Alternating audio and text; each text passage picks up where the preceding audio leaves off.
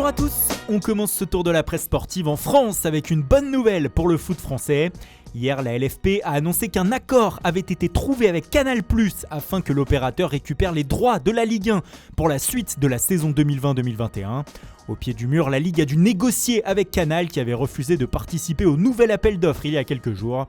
À partir de la 25e journée, vous pourrez donc retrouver l'intégralité de la Ligue 1 sur Canal+, qui récupère les droits pour environ 200 millions d'euros. La chaîne a donc imposé sa loi, comme l'écrit l'équipe. Mais attention, le feuilleton est loin d'être terminé. Désormais, la Ligue doit trouver un diffuseur pour les 3 prochaines saisons, qui ont aussi été lâchées par Mediapro. Le casse-tête est loin d'être terminé. Sur le terrain maintenant, ça jouait en Angleterre hier avec la fin de la 22e journée de Premier League. Et dans le duel José Mourinho-Thomas Tuchel pour le derby londonien Tottenham-Chelsea, c'est le technicien allemand qui a pris le dessus comme le résume The Times. Victoire 1-0 grâce à un penalty de Jorginho. Et voilà les Blues qui reviennent à la 6e place à 4 points de la Ligue des Champions. De bons débuts pour Tuchel qui n'a pas encore encaissé de but avec sa nouvelle équipe en 3 matchs.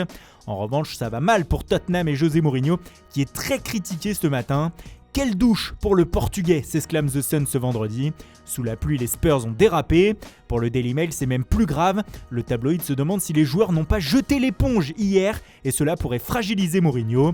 Même titre en une du Daily Telegraph qui rappelle que le Portugais est sur une série historique de 3 défaites de rang.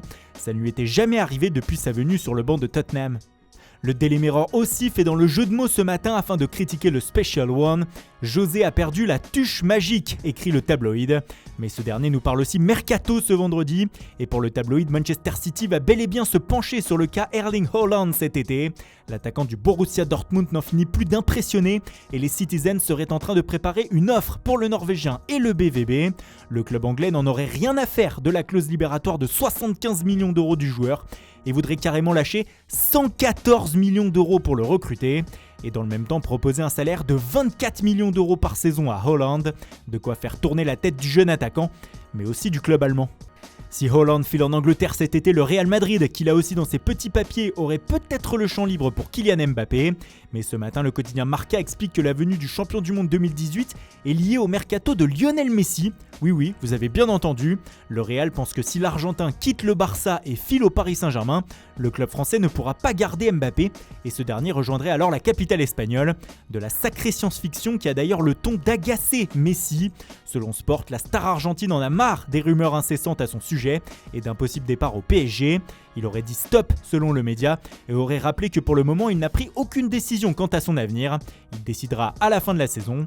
Pour rester sur l'actualité mercato des clubs français, les rumeurs vont aussi bon train à Marseille depuis la démission d'André Villas-Boas. Selon la Provence, l'OM se penche déjà sur son possible successeur et pisterait Jorge Sampaoli et Maurizio Sarri. Le premier est sous contrat jusqu'en décembre 2021 avec l'Atlético Mineiro au Brésil, alors que le deuxième est libre depuis son limogeage de la Juve. Du côté des joueurs, ça bouge aussi. Selon Tuttosport, Florian Thauvin serait d'accord afin de rejoindre l'AC Milan en juin prochain, lorsqu'il sera libre. Un sacré coup pour le club lombard. On revient à Lionel Messi, mais cette fois pour parler football, terrain, plutôt que rumeur mercato. La Pulga voit El País lui consacrer un article ce matin car son entente avec Antoine Griezmann est de plus en plus intéressante.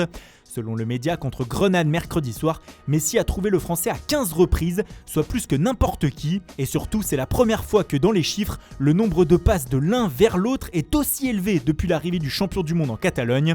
Un énorme progrès et un sentiment de confiance pour Messi envers Griezmann, qui se retrouve aussi dans les statistiques du français. Pour Mundo Deportivo, on assiste au retour du maître Grisou en 2021, avec déjà 7 buts et 6 passes décisives en un mois. Il est plus décisif que n'importe quel joueur en ce moment et est enfin devenu un élément clé du système Koeman pour le média. Les sportifs aussi ne s'y trompent pas et soulignent le pas en avant du français à Barcelone, pourvu que ça dure. Et on termine cette revue de presse en Italie avec la situation catastrophique de l'Inter.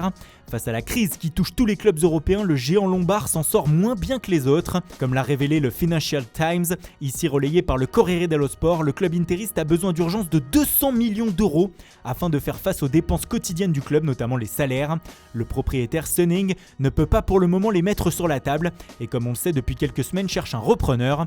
Selon Tuttosport, un fonds d'investissement, BC Partners, aurait fait une proposition négociation à hauteur de 800 millions d'euros pour racheter le club, mais Suning, qui est intéressé, aurait expliqué qu'il fallait rajouter en plus les 200 millions d'euros d'urgence dont on parlait précédemment. Il faudrait que BC Partners mette 1 milliard d'euros sur la table, à voir si cela pourrait être accepté. Voilà, c'est tout pour aujourd'hui. Merci pour votre fidélité, bonne journée à tous et rendez-vous dès demain matin pour une nouvelle revue de presse.